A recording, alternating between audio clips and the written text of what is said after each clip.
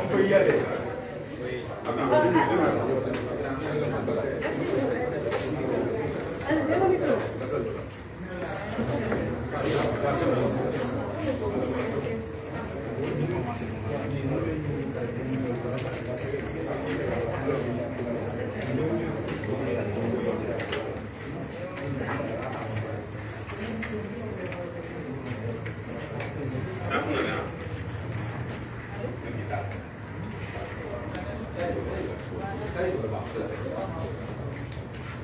Ça y est. C'est bon, hein?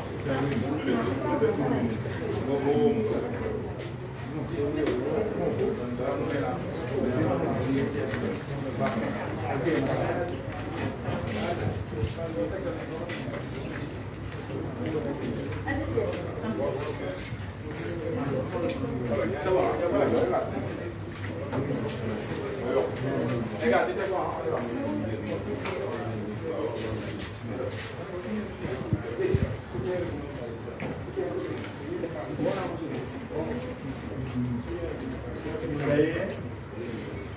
Voilà, merci beaucoup, mesdames et messieurs. Wow. Ça va, hein? Ça y est. Masque bi. Yéen da ngeen wóor.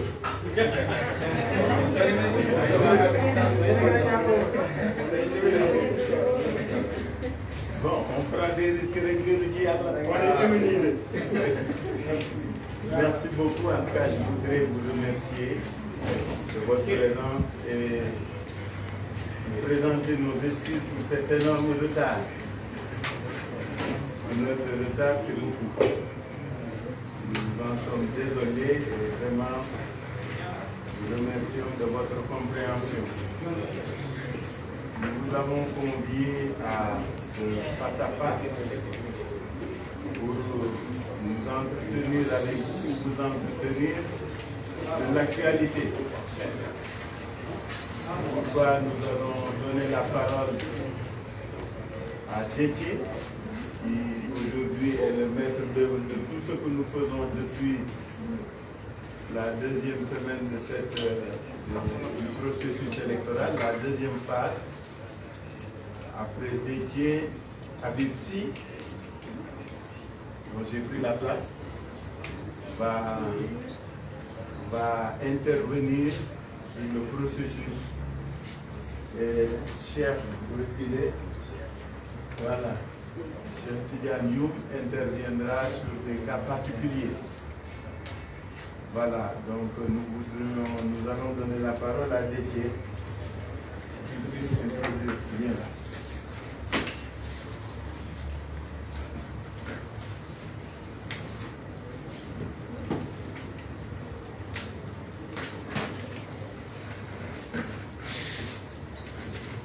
Merci beaucoup, Monsieur le Président. Assalamu alaikum, journalistes yi def déplacement bi di nuyu Sénégalais yi ñu déglu ñëpp ñu nekk fa nga nekk ñu nekk ci biir réew mi ak ñu nekk ci bitim réew. Di d'abord mastawu suñu camarade bi nga xam ne léegi il a été injustement arrêté puis libéré muy le candidat de Yewwi Askan Wi de Dakar di Barthélémy Toye Dias. loolu nag je pense que am na lu muy indi ci biir Sénégal ndaxte léegi rek monsieur le président maa ngi lire benn bataaxalu préfet bi muy rappeler ni ku war def rassemblement wala activité politique da nga war jëblu 72 heures avant au plus tard entre 15 jours avant et 72 heures avant loolu préfet bi di ko fàttali. mais fàttali boobu xanaa ci opposition bi rek dañ ko war a def wala question parce que umpul kenn que ni ñi nekk ci pouvoir bi aussi bien à Dakar qu'à l'intérieur du pays depuis daanaka ay weer lu ko ëpp yéen a ngeen leen di dégg ñuy def ay manifestations politiques te amul fenn fu leen ko tere amul fenn fu leen arrêté amul fenn fu leen bundu xataale. Est-ce que donc la loi doit seulement s'appliquer à l'opposition et ne doit pas s'appliquer au pouvoir? Donc di xamal préfet de Dakar que ni bataaxalam boobu tënkuñu pour la bonne et simple raison que li constitution bi wax mooy juste information la que war nga manifester le droit de manifester loolu dañ ko consacré ci suñu constitution. Donc kenn mënul wax tey jii ay candidats mënu leen génn fii parce que vous êtes de l'opposition yeneen candidats au pouvoir yi ñu may leen la possibilité partout ci biir Sénégal ñuy nekk di doxal mais amul benn acte isolé bu fi am boobu ba tey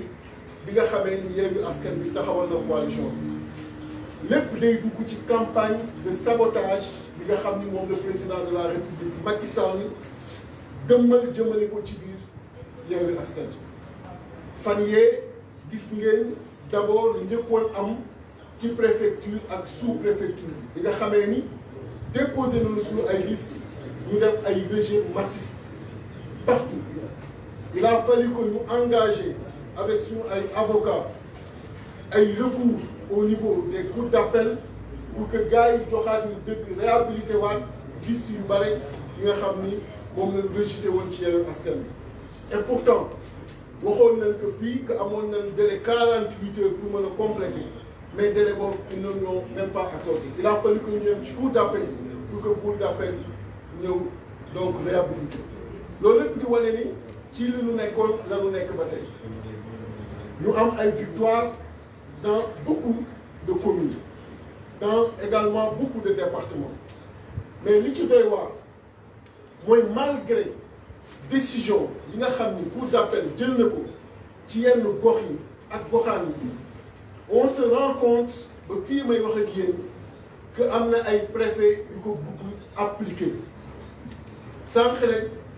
la ma suñu candidat de Saint-Louis Abba Mbaye di woo di ma xamal ni à Saint-Louis yi ñu fa réhabilité yépp bi ñu demee ci préfet bi dafa ni leen mënugu ko exécuter parce que xamul fu muy jaar décision bu justice jël lan ngay xaar pour exécuter ko parce que le ministre de l'intérieur gis ngeen information yu jàll jamono ci moom moo nekk di appliquer li nga xam ni moom le président Macky Sall bëgg pour nasaxal taxawaayu Yewwi Askan Wi partout wax na ko ni les préfets et sous-préfets ne sont pas tenus d'appliquer li nga xam ni moom la cour d'appel yi génn tant que arrêt yegg si mais bu ñu juger ba def une notification une attestation de l'arrêt mais lan moo war a tax ba kenn du appliquer alors que ñoom on vient de leur montrer que ñoom ñoo def erreur parce que li ñu bëggoon gëmloo Sénégalais yi mooy Yewwi Askan Wi xamuñu ni ñuy établir ay liste yàgg leen di wax ni coalition bu président Khalifa Sall ñu nekk quand même 40 ans de présence ci politique président Habib Sy autant d'années président Malick Gakou président Sonko président Cheikh Tidiane Dièye président Cheikh Oumar et tous ceux qui sont là comment on peut penser une seule seconde que ñooñu mën nañu am problème mu établir ay liste bi ñu koy wax dafa ma doon reetaan loo parce que quand même xamante nañu ci biir Sénégal pouvoir bi xam na bu baax qualité wu ñu nekk ci opposition bi lu leen jàngalul mënuñu ko jàngal ci lépp loo dégg en toute matière donc bi ñu koy wax ça nous faisait rire moo tax bi ñu demee ñoom la ñu désavoué ñi nga xam ni ñoo doon exécuté li président Macky bëgg ñoom la ñu désavoué ñooñu la cour d'appel wan ni ah yéen kat yéen nekkul ci dëgg donc ñu wax leen loolu ñu ne maintenant duñ ko exécuté Saint-Louis exécuté guñu ville de Pikine exécuté guñu Matam exécuté guñu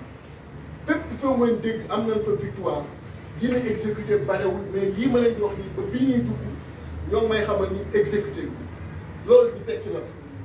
loolu di tekki tout simplement que campagne de sabotage bi moom mi ngi fi tegu dakk loolu nag moo mën wéy bi ñu demee ba noté foofu ñu dem ko ci yenn dossiers yi au niveau de la cour d'appel de Dakar maa ngi koy wax démb conférence des leaders cour d'appel de Dakar moom daanaka fa la lu ëpp ay rejet dossiers yi fa yóbbuwoon yëpp ville de Pikine lan fa am victoire mais tous les autres dossiers dañ ko rejeté cour d'appel de Saint-Louis waxoon nañ ko fii franchement dossiers yi fa nekk yëpp daanaka la ci ëpp dañ ko accepté donc loolu di wane ni manipulation bi mi ngi fi donc fii ñuy wax ak yéen am na suñu ay liste yu ñu rejeté yenn yi nga xam ni moo concerné commune de Diourbel concerné département de Diourbel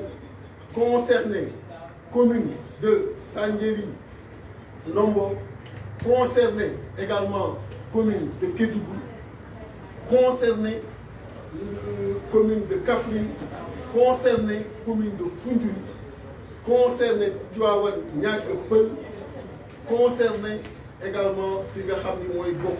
Dialoubé bokkee Dialoubé ku nekk xam na ni fa la le ministre Abdoulaye Daouda Diallo nekk moo tax instruction bi mu joxe mooy il est hors de question que Yewwi Askan Wi am fa liste loolu mooy instruction te loolu dem ñi duñ ko seetaan commune de Kédougou ñëpp suivre nañu le président Guirassy li xew nga xam ni dañu demandé 16 mu joxe 16 ñu ni ko joxe woo 16 11 ma joxe kii liste ci suppléant wu liste proportionnelle xam nga loolu mooy rek yow moom doo dem bul dem ku mel noonu bi nga xamee ni dañu ni coalition bi na suñu ay mandataires exécuté l'article L 284 alinéa 5 dem xool liste concurrent yi mu dem di ko xool yi moom ak mandataire yi nga xam ne ñoo fa nekk ñu gazé ko terewul mu ngi na continuer procédure bi introduire recours cour d'appel génn dem ni ko yow mënoo nekk candidat parce que xam nañu li muy pesé foofu xam nañu li nga xam ni moom la ko population yi jox ci cofeel xam nañu ni mën na gagné lii nga xam ni mooy Benno Bokk Yaakaar dans la zone mais bi ñu waxtaanee ñu ni loolu duñ ko seetaan duñu seetaan suñuy liste ñu koy nasaxal alors que ñoom seeni liste yu ci bare déjà bi ñu demandé di dem seeti am na ay données yu ñu ci gis parce que waxoon nañu defal ay rapport boo xoolee Rufisque bi rapport bi ñëwee ci seen département bi seen liste yi am na ay tur yu bare liñ ci waroon remplir filiation nit ñi nekku ca dégg ngeen tey Kër Massar Nord nga xam ni liste yi dafa génn benn tour nekk ci proportionnel nekk ci majoritaire dégg ngeen au niveau de Taïf la même chose nga xam ni benn tour dafa nekk ci liste Benno Bokk Yaakaar nekk ci liste beneen concurrent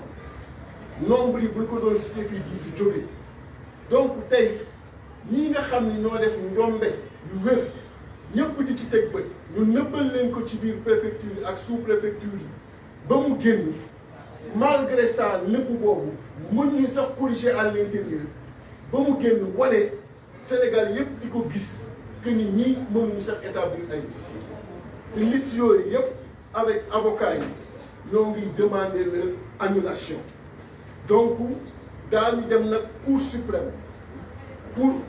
yi nga xam ni tey jii nii ay commune la ak ay département nga xam ni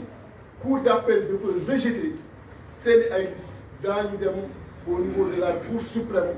pour continuer fa combat bi parce que pour nous il est hors de question que mbir mi di yem fii il est hors de question que président Macky Sall ci 602 circonscriptions yi muy définir fan la fay opposition di jàkkaarloo ak moom ak fan la fa dul opposition di jàkkaarloo ak moom yàgg nañ koy wax ce droit ne lui appartient pas le droit de dire kan mooy candidat du droit am le droit de dire fan lay opposition di compétir du droit am le droit de dire sénégalais yi kan ngeen di fal du droit am li ko fi dese mooy ñaari at yi nga xam ni tey jii nii moom la ko constitution bi jox te lenn sax mu këf ko ci 2019 mu réglé ñaari at yooyu mu dem leneen lu dul loolu dese wu ko fi te du ko ci déglu du ko ci topp du ko ci fekk si parce que moomul nit ñi nag te loolu dafa war leer ci bopp yi moomul nit ñi moomul Sénégal te wax naa ko fii keroog ëpp fi nit ñi fula ëpp fi nit ñi fayda ñu nag ay acteurs politiques yu civilisé la mais nag ay responsables yu xam seen bopp la am te ñi nga xam ni mënuñu ci yóbbu def lu ko neex ñu toog di ko seetaan te na dakkal lii mu tàmbali jëmale ko ci opposition bi te xam ni bëgg nañu def ay meeting bi Dakar te daan ko def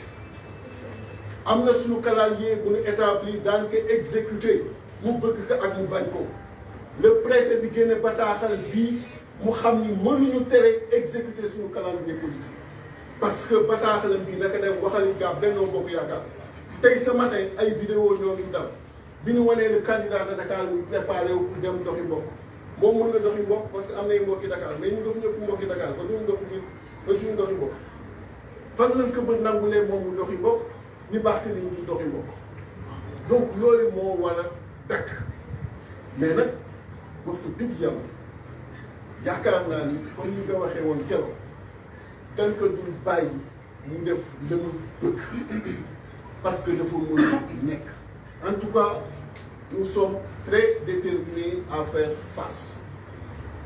vraiment loolu laa ci bëggoon wax monsieur le président di gërëm ñëpp di sant ñëpp merci beaucoup. La parole à Tidiane après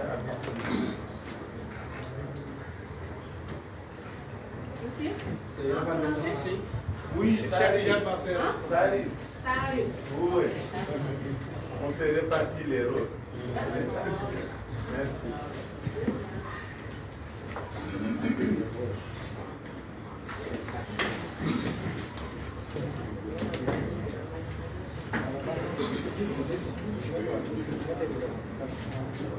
Bonjour, mesdames, messieurs les journalistes. Comme l'a précisé tout à l'heure le président honorable Métier, nous vous présentons nos excuses par rapport à ce retard que nous avons accusé. Il est effectivement convenu que cette conférence de presse commence à 16h. Mais pour des raisons diverses, nous avons commencé avec quelques minutes de retard. Donc nous nous en excusons, nous présentons nos excuses. Ceci dit, comme il l'a dit clairement en Wolof, il faudrait que tous les Sénégalais sachent que la coalition Yewwi Askan Wi leur tiendra informés régulièrement de l'actualité de la coalition, de tout ce que le régime en place est en train de mettre en place pour perturber ces élections. Vous avez vu avec nous la déclaration qui a été faite à Paris par le président de la République en disant qu'il ne pouvait pas être intimidé. Il a cité de mémoire Ousmane Sonko et compagnie, dit-il, ou bien Khalifa Sall. De façon générale, il parlait à la coalition Yewwi Askan Wi. Mais c'est juste parce qu'il a peur qu'il précise qu'il ne peut pas être intimidé. S'il n'avait pas peur, il aurait dû faire preuve d'une certaine sérénité. Et il a posé les charmes des troubles que nous avons rencontrés la semaine dernière. Et comme d'habitude, il s'est envolé vers l'étranger, plus précisément à Paris. Mais la coalition Yewwi Askan Wi ne se laissera pas distraire par ce président qui aujourd'hui ne maîtrise plus la situation. Et ce manque de maîtrise se manifeste au sein même de la coalition au régime, la coalition Benno Bokk Yakaar, parce que comme il l'a même reconnu, il a, dit-il, par stratégie, validé des listes parallèles aux différentes listes qui ont été déposées par la coalition au régime. Mais en réalité, c'est juste parce qu'ils ne maîtrisent plus cette coalition. D'ailleurs, la preuve, plusieurs membres de cette coalition ont complètement déserté cette coalition en mettant en place des listes parallèles. Mais cela n'est qu'un constat que nous faisons. Le plus important, c'est le combat que nous menons au sein de notre coalition. Cette situation caractérise d'une certaine façon un véritable recul démocratique. Et ce recul démocratique se manifeste à travers plusieurs facteurs. Le report du calendrier électoral, la confiscation du droit de vote de nos concitoyens, puisque le fait de reporter les élections qui sont prévues par la Constitution entraîne en même temps une confiscation du droit de vote de nos concitoyens et en même temps une prorogation illégale de mandat de certains élus. Et cela, la coalition Yewwi Askan Wi restera debout pour faire face à tous ces forfaits. Et si nous revenons sur l'actualité beaucoup plus pressante, celle que nous vivons et que nous avons vécue durant ces dernières heures, le président Déthié l'a dit tout à l'heure, nous avons plusieurs listes qui ont été réintégrées sur décision de différentes cours d'appel et à notre grande surprise, nous l'avons découvert, comme tant d'autres Sénégalais, une note interne du ministre de l'Intérieur demandant aux préfets et sous-préfets de ne pas appliquer ces décisions. Il leur demande en plus du refus d'appliquer ces différentes décisions, les différentes cours d'appel, il leur demande de se pourvoir au niveau de la Cour suprême. Ce qui non seulement ne relève pas de ses attributions, mais à la fois illégal, puisque l'autorité compétente prévue par le code électoral reste l'autorité territoriale, à savoir les préfets et les sous-préfets. Et donc cela reste dans la continuation, dans la continuité de ce qui était dit et ce qu'ils sont en train de faire, à savoir une volonté de vouloir saboter les élections locales à venir. Ce que les Sénégalais doivent savoir, c'est qu'en fait, ce régime en place se nourrit de sondages. Et à travers les différents sondages qu'ils ont faits, ils se sont rendus compte que s'ils vont aux élections en janvier 2022, ils vont perdre. Et perdre ces élections reviendrait à dire que le président de la République ne pourra absolument pas du tout prétendre à un troisième mandat qui l'empêche de dormir. Mais la coalition Yewwi Askan Wi ne se laissera pas faire. La coalition Yewwi Askan Wi n'acceptera pas un report de ces élections, puisqu'il faut le noter, toutes ces manœuvres, l'objectif c'est de pouvoir repousser ces élections. Mais nous n'accepterons pas cette situation. Et c'est la raison pour laquelle il demande aux préfets et sous-préfets non seulement de ne pas réintégrer les listes de la coalition que les différentes cours d'appel ont demandé la réintégration pour pouvoir rallonger le temps, pour pouvoir effectivement gagner du temps. Mais en même temps, comme je l'ai dit aussi, c'est pour semer les germes d'un trouble qu'ils ne seront nullement maîtrisés. Nous avons vu aussi le cas de Kédougou, de l'honorable député Guirassy, dont la liste a été injustement rejetée. Il a interjeté appel au niveau de la cour d'appel et malgré l'appel interjeté, sa liste a encore été rejetée par la cour d'appel. Mais comme vous l'avez constaté, Et comme vous le savez, la coalition Yewwi Askan Wi ne se laisse pas faire, nous restons debout. Nous allons nous battre. Donc nous allons nous pourvoir au niveau de la Cour suprême. Et nous espérons que la Cour suprême prendra ses responsabilités et rétablira la coalition Yewwi Askan Wi dans ses droits afin que le préfet de Kédougou puisse réintégrer la liste de notre frère, honorable député Guirassy, dans ses droits. Il a encore précisé tantôt l'arrestation de notre frère Barthélémy Diaz tout à l'heure à Dakar, plus précisément au niveau du casino vers Liberté, je crois que c'est Liberté 1 de mémoire, Liberté 2. Au simple motif qu'il ne peut pas et qu'il ne doit pas faire ce promenade que tous les membres, tous les candidats, plus précisément le candidat de Dakar, celui de la coalition Benno Bokk Yakaar, M. Diouf Sarr, s'est permis de faire en toute tranquillité. Et il l'interdit à M. Barthélémy Diaz. Et vous constaterez avec nous qu'aujourd'hui,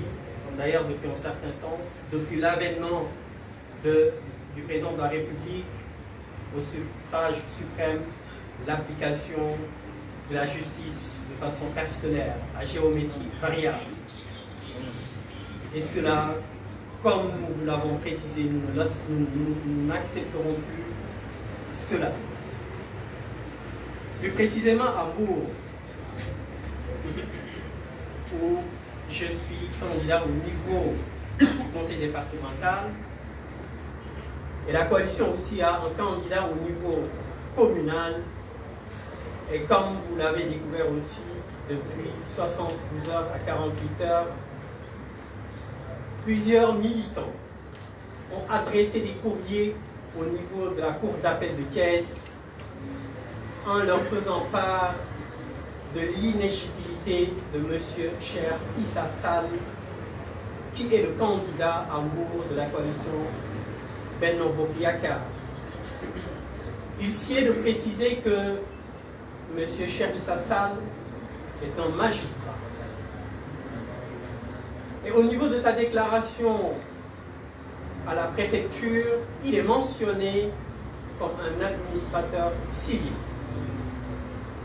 ce qui est un faux et usage faux, réprimé par la loi. M. Cheikh Issa Sall, magistrat, il sait très bien que ce statut n'est pas compatible. Il ne peut pas prétendre il ne peut pas être candidat à la candidature au niveau de Mbour. Et c'est la raison pour laquelle il a déclaré qu'il était administrateur civil. Et donc c'est suite à cela que nous avons adressé plusieurs militants au niveau de Mbour, ont adressé des courriers au niveau de la cour d'appel de Thiès en leur demandant de nous éclairer par rapport à cette situation. Il est magistrat ou il est administrateur civil. Nous attendons le retour, la réponse de la cour d'appel et nous sommes certains que sa candidature va être rejetée puisqu'il est magistrat. Et quand on est magistrat, on ne peut pas candidater à la candidature pour être maire d'une commune. Et c'est extrêmement important, c'est un dossier que nous allons suivre. Et donc, comme l'a précisé le président Déthié Fall, un certain nombre de listes ont encore été rejetées par différentes cours d'appel. Mais ce que nous pouvons constater, ce sont des rejets plus au niveau de la cour d'appel de Dakar, au niveau... Il y en a certains quand même au niveau des régions, mais ce que nous pouvons constater, c'est plus la cour d'appel de Dakar qui est en train d'appliquer, si nous pouvons nous permettre d'utiliser cette expression, les ordres du régime en place. Et comme je l'ai dit, la coalition Yewwi Askan Wi ne se laissera pas faire. nous irons jusqu'au bout.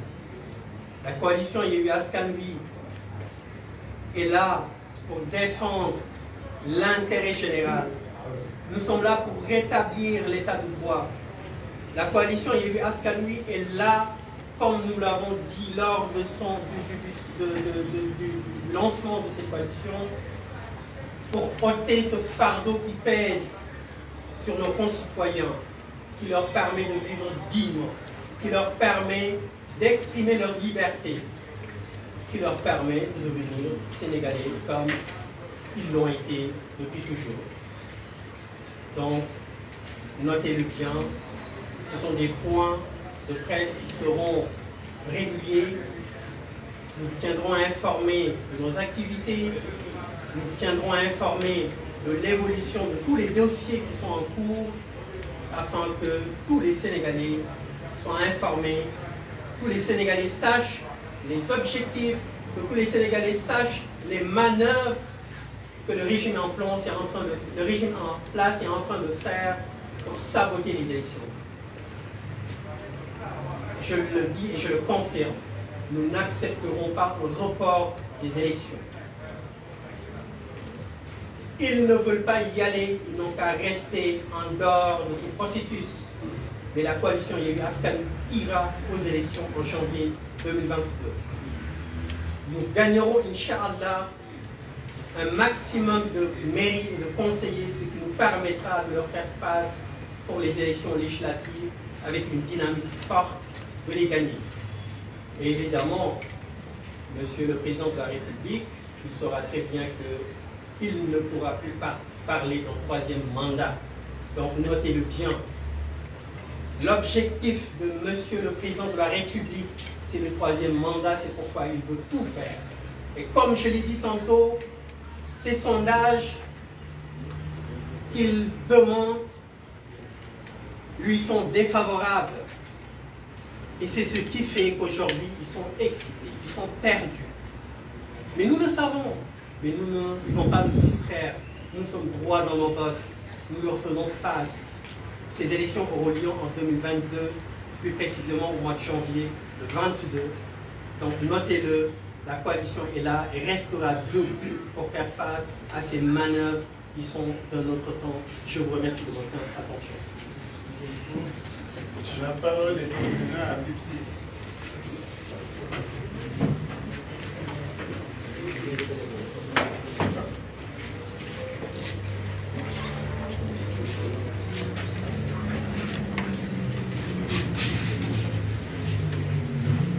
Merci, Monsieur le Président Khalifa Sall. Am na di président Déthié wax ak président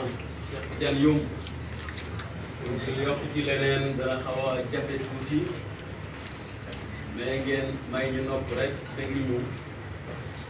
ñu jéem am kàddu ci sànni yokk ci ñoom li nga xam ne leeral nañu ndaxte ci réew mi toll moo ko laaj Sénégal fi mu nekk dafa nekk ci danger bu rëy a rëy kenn mënut wax lépp sax ci point de presse mais bu ngeen fàttalikoo tuuti jafan yee ñu génn kii nga xam ne mooy Mahmoud Saleh di directeur de cabinet du président de la République Macky Sall dafa dem Mbour am nu mu ko wax man maa bu njëkk ci directeur de cabinet président de la République kon la muy wax xam naa lu tax mu di ko wax jëmu wax muy jëye ju rëy ne ñun ñii nga xam ne ñooy coalition Yewwi Askan Wi buñ paree élection nañ ñu suul ndaxte ñun ñooy musiba Sénégal ma ne ba mu waxee loolu mooy wax joo xam ne dafa jënd almet pour am lu mu bëgg a taal almet ya mu jënd mu dem jox ko sous-préfet yi ak préfet yi ci li nga xam ne mooy investiture yi ñooñu commencé taal sib xam nga luy sib mooy boo dajalee ay ñax yu ndaw rek taal fii taal fii taal fii nga dem Matam ñu taal sib dem Kédougou taal sib dem Pikine taal sib ci loo xam ne lii du yoon dàq ñun suñuy liste mu nekk Ousmane Sonko ñun ñi nga xam ne ñoo bokk ñoom école bu ñu génnee gàcce la ci ñun ko et je crois que je lance un appel à l'amicale des administrateurs civils pour que ñu def une assemblée générale extraordinaire pour wax li nga xam ne ay membres ci ñoom njubade bu ñu def ci inscription yi dàq suñuy liste te boo seetee liste yi nga xam ne benn bokk yaakaar moo ko def ñun ñi xam élection yi tax lay léegi expérience man depuis 1978 maa ngi def élection Macky Sall ñoo ko jàngal élection je ne veux plus entendre des journalistes parler de manque d'expérience parce que ça n'existe pas li ñu xam amuñu ko Khalifa Sall est là une législation pure et parfaite de ce qu'est des élections depuis quand mais ñi koy wax dañoo xamul ñi xamoon duñ ko wax moom Macky Sall du ko wax ñi xamul ñoo koy wax alors ñuy dàq suñu liste mais boo seetee ñoom seen liste yi ci ëpp yëpp dara baaxul parce que complicité ay préfet ak sous-préfet moo tax dàq seen liste benn preuve nit Malika commune de Malika ñu yónni huissier mu dem seetal ne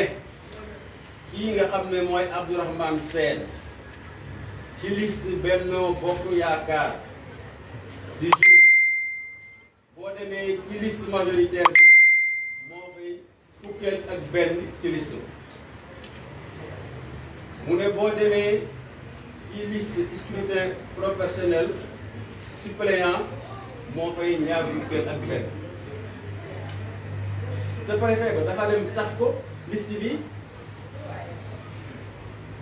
xaw ma sous préfet ba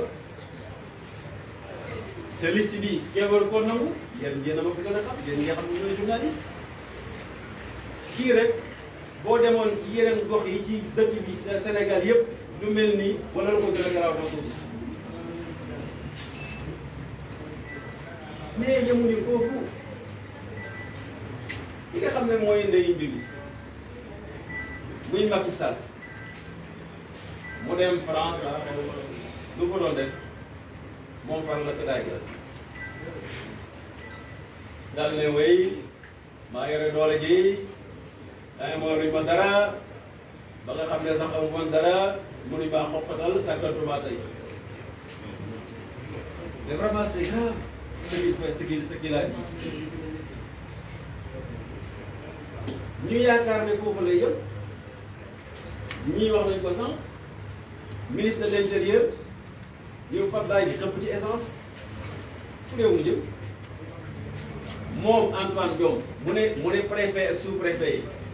li nga xam ne yoon wax na ko justice pour d'appel bu leen ko def moom moo ko wax bu leen ko def ba pare ñu tere Barthélémy Dias muy doxantu nee na li nga xam ne yoon moo wax ne liste Yewwi Askan Wi yi ñu dàqoon baax na mu ne yéen bu leen ko def teggi leen ko waaw boobu ana ba nu bëgg jàmm amee nit ñi nag yaakaar ne buñ defee loolu rek ñun dañuy croiser les bras toog di leen seetaan te wallahi xam nga ñii bëri man mii mu neexul maa ngi leen di soog a man xam naa ne coalition Yewwi Askan Wi ay nit ñu bëgg jàmm rek fi ne ñu bëgg seen réew des patriotes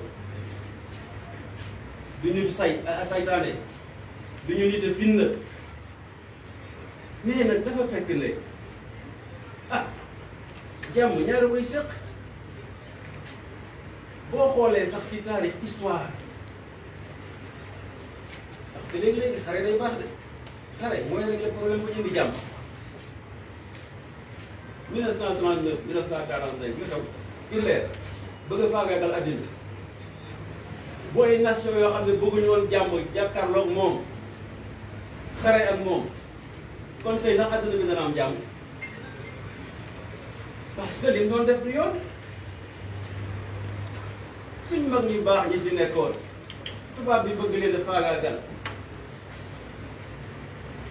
Seydi Hadji Malick Sy bu xare wala nag tubaab bi tey kenn du ko dégg naasir xaq bil xaq bu Sëriñ Tuubaa xare wuloon ak tubaab bi kenn tey dafa màggal tubaab Lat Joor dafa xare tubaab bi di wax Alburi moo tax ñu am jàmm ci réew mi parce que dañ leen a bëggoon a néewal doole Macky Sall la bis bu yeewoo lépp loo xam ne kilifa diine yi wax nañ ko jëf ko ci jàmm mu tas ko ñun en tant que coalition lan la ñuy def dañuy résister di bañ tout simplement kon maa ngi dégg ñu ay pacte pour la paix et cetera mais dañ ko signé Macky Sall parce que ñun defuñu ay defuñu musiba dañ ne suñu àq ak suñu yelleef nañ la ko jox tout simplement yaa xëy bu tribunal demee ba ne yéen lii yéen ko moom mu war a indi jàmm ne ay la yëwal tribunal bi man justice ñëpp li fi nekkal man maay président de la république bay leen mu jàll moo wax ministère de l'intérieur am ne bu leen nangu liste yooyu bu musiba amee saytaane am kan moo ko indi est-ce que ñun la faut être juste quand même et c'est ça le problème du Sénégal nous sommes des docteurs ñi fi nekk ay docteurs pour faj li nga xam ne mooy feebaru réew mi ci jàmm ak salaam bu ñu ci wooyee ñu fekk leen ci kuy ñëw ne Khalifa Sall ñu ay na kuy ñëw ne Ousmane Sonko ñu ay na et cetera ñoom ñëpp lépp lu ñu leen def dañ leen a tooñ des ay jàmbaar lañu la il faut que nit ñi fippu bañ loolu rek moo ci am leneen nekk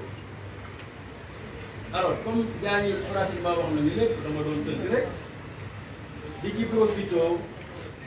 xam naa ne ñi nga xam ne ñooy maître de la diaspora dinañ ko wax ay ñoom Sonko ak Khalifa nga xam ne ñoom bu ñu duggee ci réseaux sociaux yi rek c'est des milliers de vues particulièrement la diaspora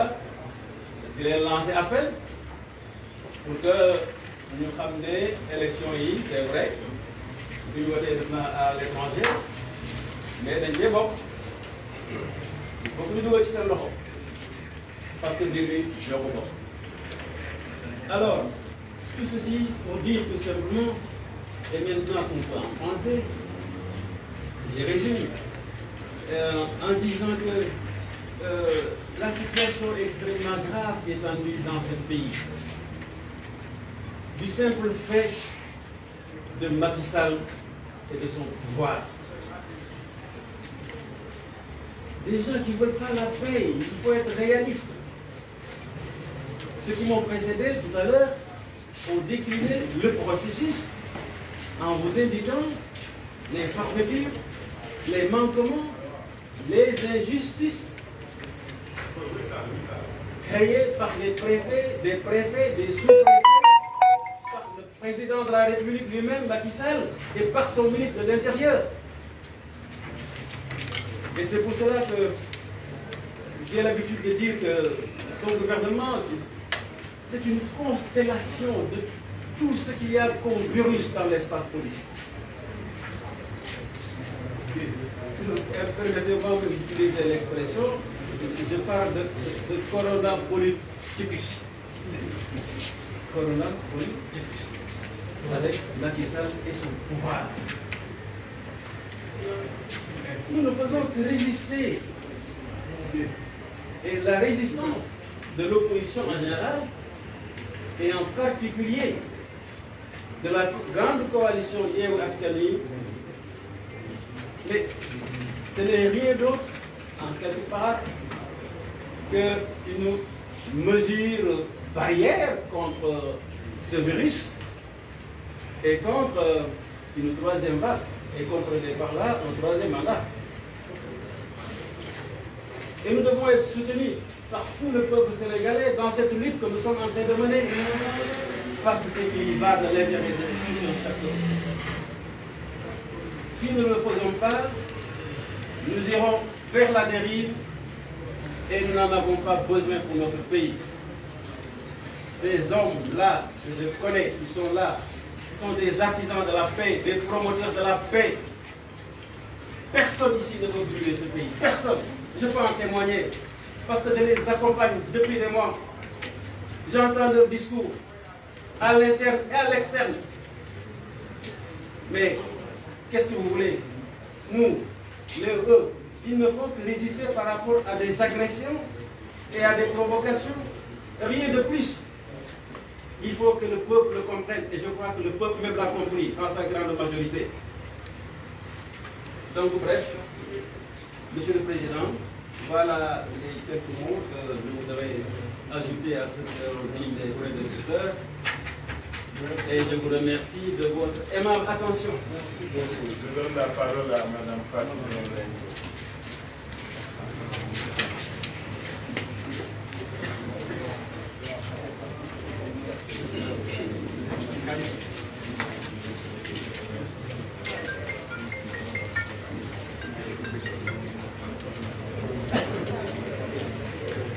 asalaamaaleykum mbooloo bi maa ngi nuyu ñëpp di am rek lu ay kàddu yu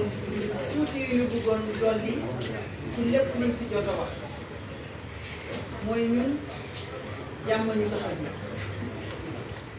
damay wax nag ci turu jigéen ndax dañoo bëgg dem campagne te duñu ragal te kenn duñu xoqatal te kenn duñu dal topp ci yoon bi di ñu def yëfu saay-saay te lii ñu gis nii dalul xel ñu bare dëkk nag boo ko dénkee nit ne ko yaa yore kilifteef suñu droit la ñu ne ko doxalal yoon suñu droit ñu taxaw ne ko na droit bi justice bi administration police tëddee njaaxaanaay bu ñuy protéger ñu protéger ñëpp ndax am na ñu fi jot a gis léeg-léeg nga taxaw war a def meeting am ñu ñëw te place ba jiitu la fa di def yëf naka sa dul noonu wala li xew tey ci suba Barthélémy mu génn këram war a doxantu ñu ne ko doo ko fi doxee su boobaa nag ñu bari dinañu ragal wala boobu mu indi ay jiit ci jaaxa su ko defee xale yi di xeex ñu daal de ci yokk ne ñoom de seen doom ngeen ko leen denc ci seen kër indi ay xale yu nekk ci mbedd mi ñu leen di xeexal loolu yëpp balañ si yegsi ñuy ñaan kilifa yi ci dëkk bi ñuy ñaan kilifa diine kilifa aada ak ñi nekk ci yore dëkk bi nañu delloo siwaat xel yi nañu delloo siwaat jàmm élection rek la élection kese la suñu defee suñu élection ba pare dañuy xëyaat suba dem liggéey dellu ci suñuy njaboot war a nekkaat ci ay jàmm ñu ñaan yàlla kenn du ci bàyyi sa bakkan du ci rot ñu ñaan yàlla kenn du ci mujjee hôpital kon boobu appel la ñu ñëw indi ko ci askan bi ñu jottali ñu ko ñii yore réew mi bu seen wax dépassé ca France ñu wax leen delloo si leen seen xel yéen a moom jàmm yéen a yore kaaraange askan wi kaaraange googu bu leen ko jëfandikoo pour seen njaboot ak seen i mbokk jëfandi leen ko pour ñëpp ñun ñëpp ñu mën a dem ci élection jàmm ak salaam bu ñu xëyee suba ku ci nekk dellu si waat ci sa liggéey ku ñu tabb nga dem def sa liggéey ñun daal loolu la ñuy indi di ko yokk ci lépp lu ñu waxtaan sànq ba léegi. Pour le résumer un tout petit peu en français, c'est pour dire que nous allons vers des élections où il y a un certain degré d'inquiétude, surtout de la part des femmes qui participent au scrutin. Qu'est-ce qui nous attend en sortant de chez nous? Est-ce qu'on va nous laisser parler programme? Est-ce qu'on va nous laisser parler de projets de société où nous allons rencontrer des gens qui vont occuper les places, provoquer des bagarres, et faire que des jeunes se bagarrent entre eux et ne rentrent pas chez eux ou rentrent estropiés ou blessés. Ce n'est pas normal. Il y a des autorités dans ces pays, des autorités administratives, politiques, religieuses, coutumières. Nous attendons de ces autorités qu'ils ramènent la sérénité et la paix auprès de tout le monde, des décideurs comme des acteurs sur le terrain. Nous avons besoin d'un climat beaucoup plus calme, beaucoup plus apaisé, pour que la notion d'élection même soit ramenée à sa juste valeur. Ce n'est pas une question de vie ou de mort, c'est une question d'acte civique que nous devons mener, y aller tranquillement, parler de projets de société. Ceux qui sont élus iront exercer leur mandat, les autres continueront à vivre leur vie tranquillement. Et nous espérons être entendus dans ce message de paix de la part de tous les acteurs. Je vous remercie. Voilà, merci. Mesdames et messieurs, ñu ngi jeexal suñu waxtaan. Defe naa li taxoon ñu daje fii tey yëglu la ak yëgle yëglu ak yëgle ci li nga xam ni moom la ñu jàmmaar lool ci processus bi actuellement fi mu toll bi nga xam ni moo ci ëpp solo mooy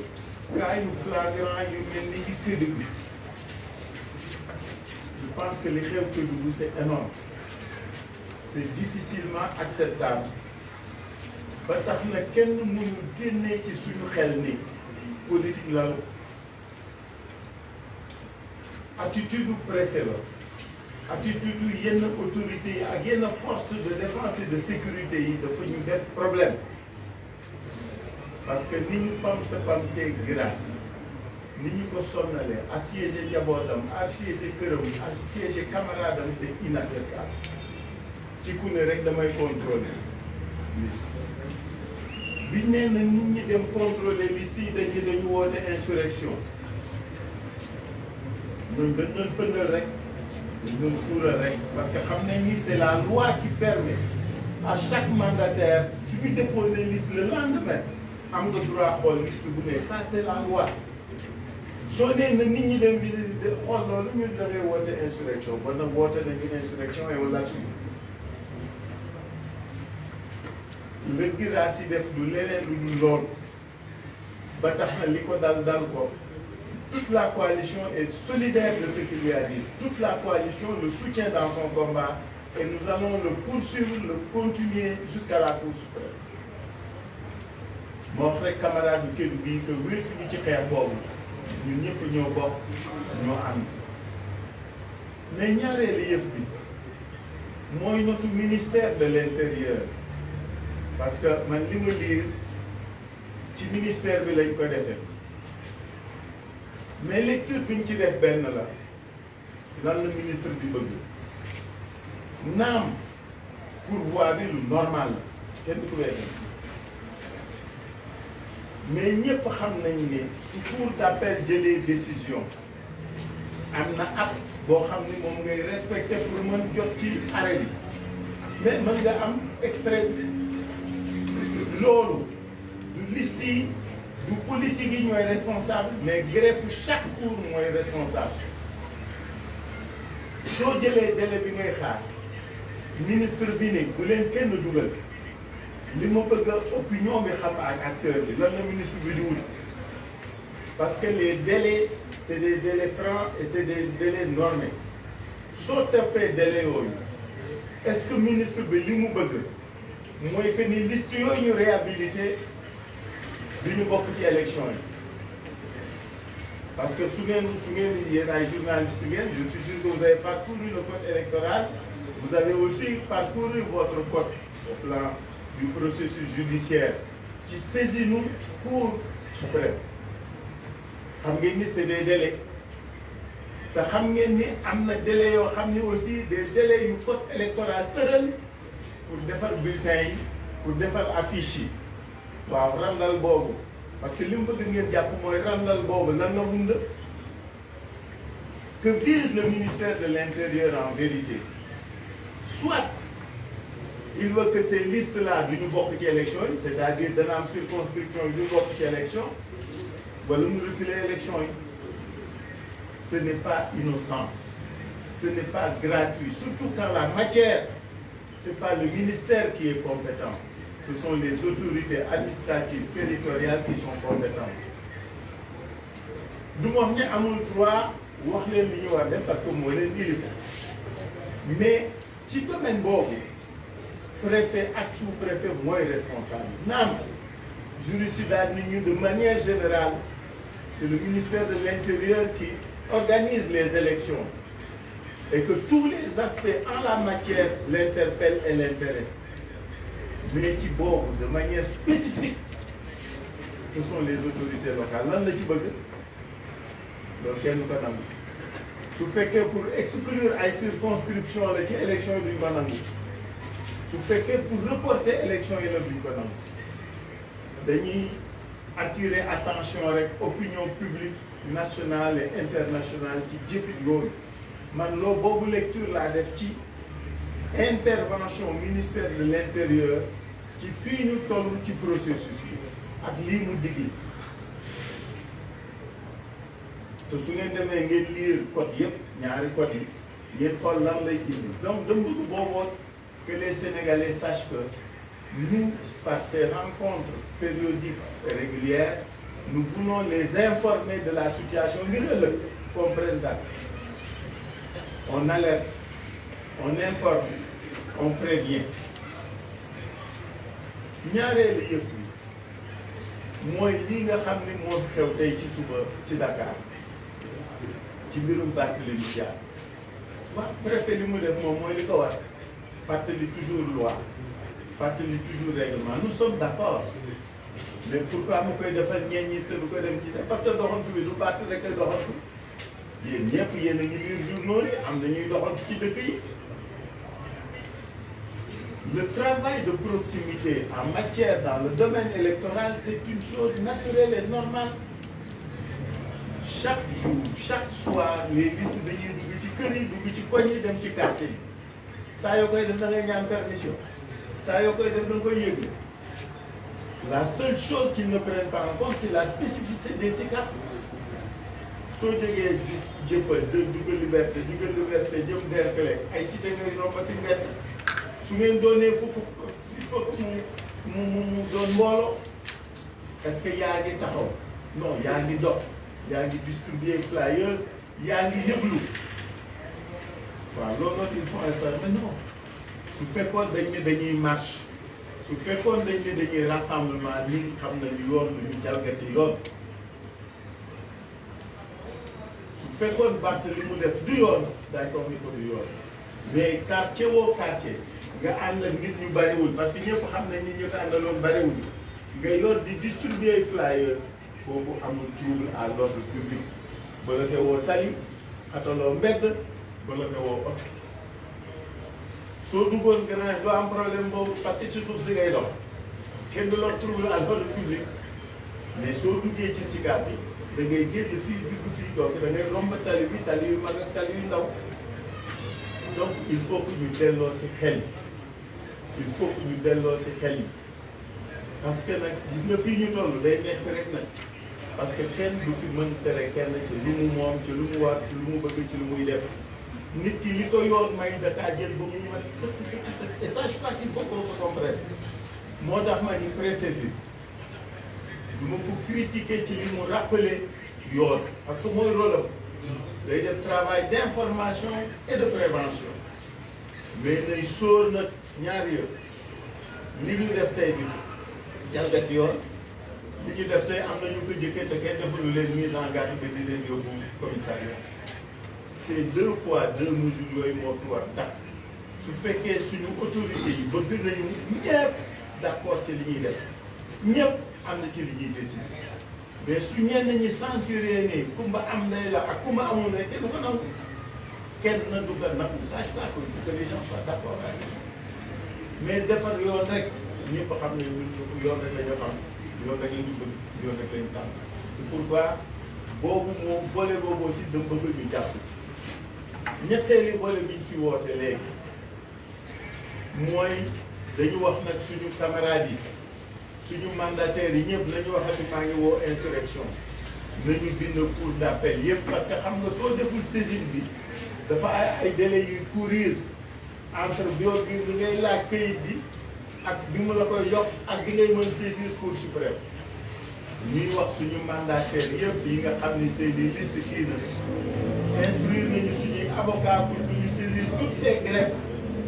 depuis ce matin pour laaj leen suñu arrêt pour ñu mën def processus de saisine à la Cour suprême nañ ko laaj nañu bind Cheikh Youm fàttali na ko léegi dama koy baamtuwaat suñu camarades yëpp dañu dem bind cour d'appel yi bind greffe yi parce que wax nañ dëgg juge yoonam nekkul ci ba mu àttee la ja pare mais greffe bi mooy def loolu nañu bind greffe yëpp ngir ëllëg parce que yoon moom du wax bind la sooy dem ci juge da ngay bind donc ñu bind dañuy dem ci greffe yi ma profite ci rafetlu décision wu cour d'appel yi ils ont été de vrais magistrats ils ont été courageux xëy nañu daañu inspiré ñi ci def na gaa yi yéen seen buumu ragalee buumu kii ñu def parce que nag fii lu dul yàlla neen la te kenn yoon wërsëgu kenn yoon wërsëg magistrat bi jàng juróom-ñaari at après son bac ñu def ko magistrat mu doon magistrat fukki at ak juróom lu dul yàlla war a la ko ragal et il juge au nom de nous tous et devant Dieu dan lay ragalati xanaa affectation bu naqari donc lu fi jaral yenn yi moo tax ñuy féliciter que encourager ñi nga xam ne am nañu taxawaay boobu ñi ci des ñu di leen exhorter ñu jël exemple ci ñoom waxtaanu tey fi ñu koy jeexale mooy que ni dañu jëm ci élection gis nga élection locale yi ñu jëm yéen askan wi dafa porter projet un projet de gouvernance locale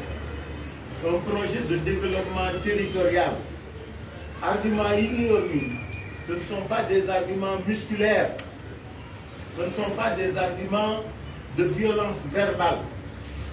mais nous allons proposer aux Sénégalais de quoi rêver.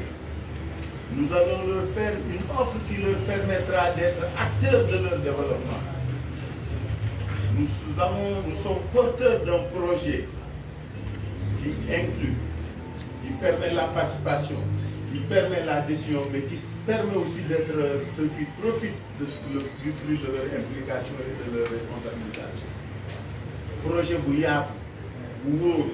bu dëgër de développement local boo xam ni day jóge ci kaw ba ci suuf impacté ci la manière dont le gouvernement, dont l'État est organisé, il fonctionne. On va vous proposer un très beau projet de développement local. Ce projet de développement local donnera droit aux citoyens sa capacité, toute sa capacité à être responsable de son destin. Loolu mooy ñu li ñu yor looloo ñu wund loolu la ñuy jaay mais du xuloo du xaste du jaay doole mais nag c'est comme le porc-épic qui s'y frotte s'y pique. Je vous remercie. Merci beaucoup.